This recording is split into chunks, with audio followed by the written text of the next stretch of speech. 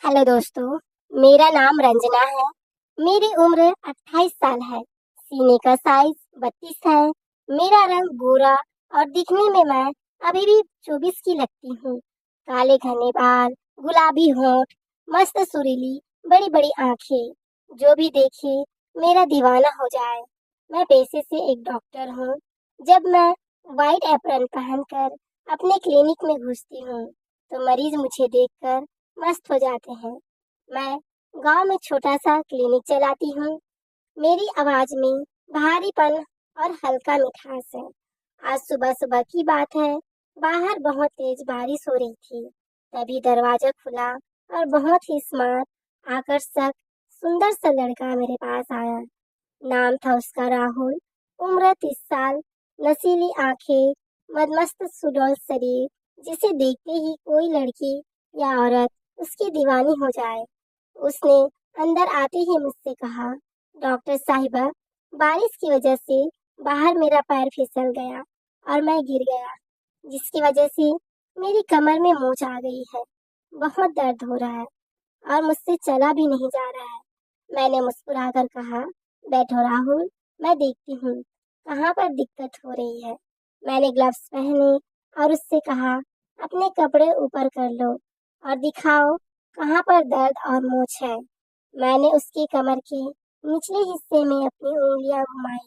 धीरे धीरे मेरे स्पर्श से उसकी सांसें तेज हो गई, पर वह चुपचाप बैठा रहा। मैंने बोला, यहाँ दबाऊं क्या? वो बोला, हाँ डॉक्टर साहिबा। बस वही सही जगह छुआ है आपने। मैंने कहा, राहुल, तुम्हारे कमर के निचले हिस्से की मांसपेशियां गिरने की वजह से खींच गई है। तुम्हें हर रोज मालिश की जरूरत होगी। मैं तुम्हें बता देती हूँ कैसे करना है, फिर तुम रोज घर पर किसी से करवा लेना। फिर मैंने कहा, तुम बेड पर उल्टा लेट जाओ, मैं थोड़ा तेल लगाकर मालिश कर दूंगी। दर्द और मोच थोड़ा कम हो जाएगा। वो बिना कुछ बोले लेट गया। मैंने तेल की बोतल ली। मैंने उसकी कमर पर तेल डाला। धीरे धीरे, जैसे कोई रेशमी धागा खींच रहा हो। मेरी उंगलियां तेल की वजह से फिसल रही थी। मैंने पूछा, राहुल, शादी हुई तुम्हारी? उसने बोला, नहीं, अभी तक तो नहीं हुई है। कोई अच्छी सी लड़की मिले तो सोच रहा हूँ इसी साल शादी करने की। मैंने हंसकर कहा, अच्छा, तो अभी तक तुम्हें किसी लड़की ने छुआ नहीं है? वो शर्माया और बोला, कोई आप जैसे मिल जाए तो। मैं हल्का सा मुस्कुराई। मालिश करते करते मैंने उसकी कमर की नीचे हाथ ले जाकर दबाया। उसे गुदगुदी हुई। उसने कहा, डॉक्टर साहिबा, जरा धीरे करिए। मैंने कहा, दर्द तो यही हो रहा है ना। मेरी उंगलियां उसके जांग में किनारे तक पहुंच गई। उसकी सांसें तेज चलने लगी और उसका पसीना छूटने लगा। मैंने तेल और डाला। अब मेरी हथेली और उसकी त्वचा पर फिसल रही थी, ऊपर नीचे। वो बोला, डॉक्टर साहिबा, आपके हाथ में जादू है। मैंने कहा, राहुल, जादू तो अभी बाकी है। मैंने उसकी कमर के निचले हिस्से में और तिल डाला और धीरे धीरे मालिश करने लगी। राहुल के अंदर एक अजीब सी बेचैनी थी।